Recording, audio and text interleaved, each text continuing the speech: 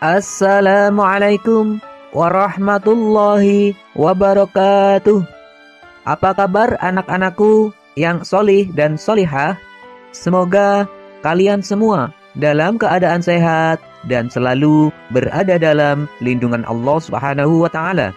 Sebelum kita mulai pembelajaran, terlebih dahulu marilah kita berdoa kepada Allah Subhanahu wa taala. Semoga kita diberi kemudahan dalam belajar dan ilmu yang bermanfaat. Bismillahirrahmanirrahim. Rabbi zidni ilma warzuqni fahma. Amin. Anak-anakku yang soleh dan solehah, pada kesempatan kali ini kita akan belajar dengan materi hati tentram dengan berperilaku baik dengan submateri ikhlas. Apakah anak-anak sudah mengetahui apa itu ikhlas? Ikhlas artinya mengerjakan suatu kebaikan dengan niat hanya kepada Allah Subhanahu wa taala untuk memperoleh ridhonya. Anak-anakku semuanya, coba perhatikan gambar berikut ini. Gambar apa ini?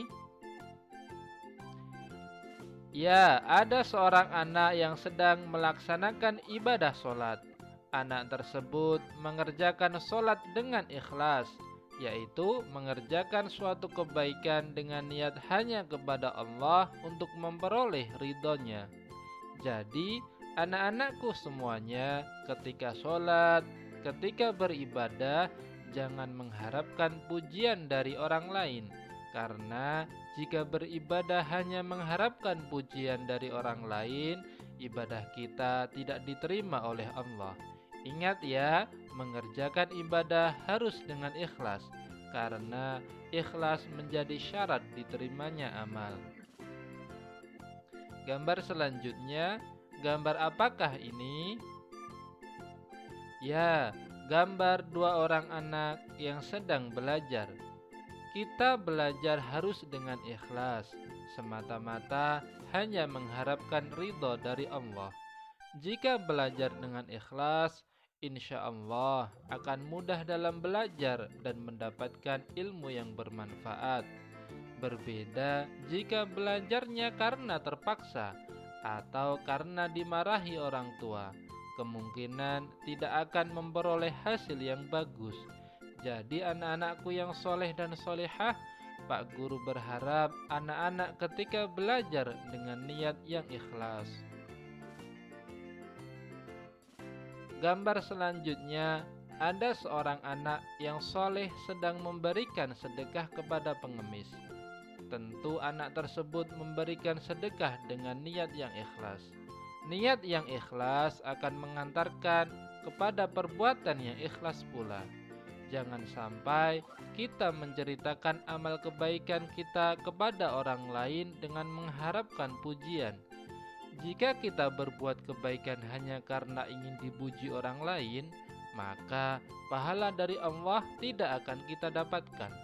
Namun, apabila kita berbuat kebaikan tanpa pamrih dan hanya mengharapkan ridho dari Allah, insya Allah akan memberikan pahala kepada kita. Gambar 4. Seorang petani yang sedang mencangkul sawahnya. Petani tersebut menggarap sawahnya dengan niat yang baik, sehingga mengantarkan menjadi perbuatan yang baik pula. Anak-anakku yang soleh, pekerjaan siswa adalah belajar. Jadi, anak-anak harus belajar dengan sungguh-sungguh. Jangan sampai mengecewakan kedua orang tua kita yang telah bekerja untuk membiayai sekolah kita. Kemuliaan di sisi Allah tidak diukur dari harta dan ketampanan kita. Allah Subhanahu wa taala tidak memandang kepada rupa dan harta kita, tapi Allah melihat hati dan amal kita. Jadi anak-anak semuanya, jangan berbangga pada harta yang banyak, rupa yang cantik, rupa yang tampan, karena Allah tidak memandang hal tersebut. Akan tetapi Allah memandang hati dan amal kita. Sekarang mari perhatikan dua gambar berikut ini. Gambar pertama. Lihat, ada duri di tengah jalan. Mari kita buang. Tidak usah, biar ada orang lain menginjaknya. Gambar yang kedua. Lihat, ada duri di tengah jalan. Mari kita buang. Iya betul, kita buang saja agar tidak terinjak orang. Anak-anakku yang soleh, kira-kira gambar mana yang menunjukkan perilaku ikhlas? Ya betul, gambar kedua. Walaupun tidak ada orang, anak tersebut tetap membuang duri dari tengah jalan. Ia hanya mengharapkan ridho dari Allah. A'udzu billahi minasyaitonir rajim. Bismillahirrahmanirrahim. Wa ma umiru illa liya'budullaha mukhlishina lahuddin. Artinya, padahal mereka tidak disuruh kecuali supaya menyembah Allah dengan memurnikan ketaatan kepadanya dalam menjalankan agama. Quran Surat Al-Bayyinah ayat 5. Sikapku, aku selalu beramal dengan sungguh-sungguh karena Allah. Alhamdulillah, materi pelajarannya sudah selesai. Semoga anak-anak semuanya dapat memahami materi ikhlas dan mengamalkannya. Allah Ta'ala sebagai satu-satunya tujuan dalam beribadah. Hanya kepadanya kita mohon pertolongan. Allah Subhanahu wa Ta'ala melarang hambanya memohon pertolongan kepada selain Allah. Jadi anak-anak, kita dilarang untuk memohon kepada bulan, dilarang memohon kepada matahari, dilarang memohon kepada pohon yang besar. Intinya, dilarang memohon pertolongan kepada selain Allah Subhanahu wa Ta'ala. Kita meminta pertolongan hanya kepada Allah Subhanahu wa Ta'ala.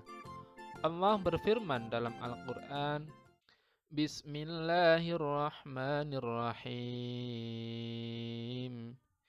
Iyyaka na'budu wa iyyaka nasta'in.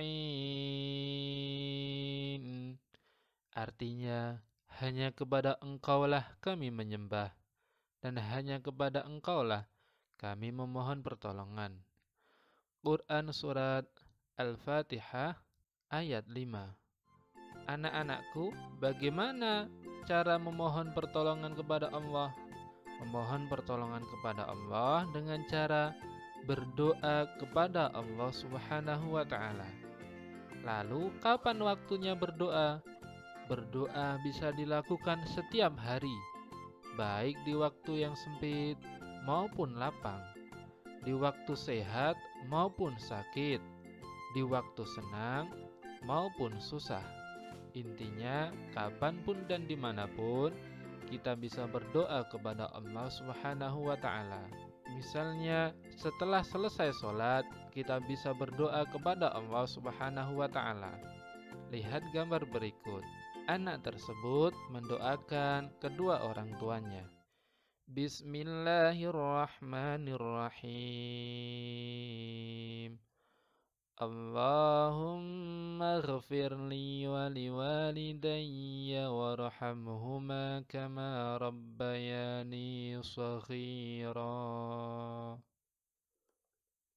Artinya, ya Allah, ampunilah dosaku dan dosa kedua orang tuaku, dan sayangilah mereka seperti mereka menyayangiku di waktu kecil.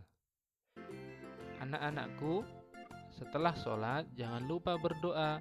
Sebelum makan kita berdoa, sesudah makan kita berdoa, sebelum belajar kita berdoa, sesudah belajar kita pun juga berdoa. Intinya, mengawali segala sesuatu dengan berdoa dan mengakhirinya pun juga dengan berdoa. Agar dalam melakukan aktivitas, kita diridhoi dan selalu dijaga oleh Allah Subhanahu wa Ta'ala. Memohon pertolongan kepada Allah memiliki banyak fadilah atau keutamaan. Beberapa keutamaannya antara lain, Doa adalah ibadah dan salah satu bentuk ketaatan kepada Allah. Jadi dengan berdoa kita mendapatkan pahala. 2. Doa adalah sebab untuk mencegah bencana buruk. 3. Doa adalah sebab kuat dan semakin mendapatkan pertolongan menghadapi musuh. 4.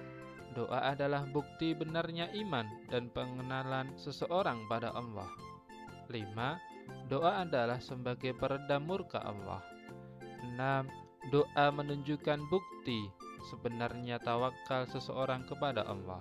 Sikapku, aku harus berdoa kepada Allah Subhanahu wa taala setiap memulai pekerjaan. Mari kita akhiri dengan berdoa, Subhanakallahumma wa bihamdika asyhadu an la ilaha illa anta astaghfiruka wa atubu ilaik. Wassalamualaikum warahmatullahi wabarakatuh.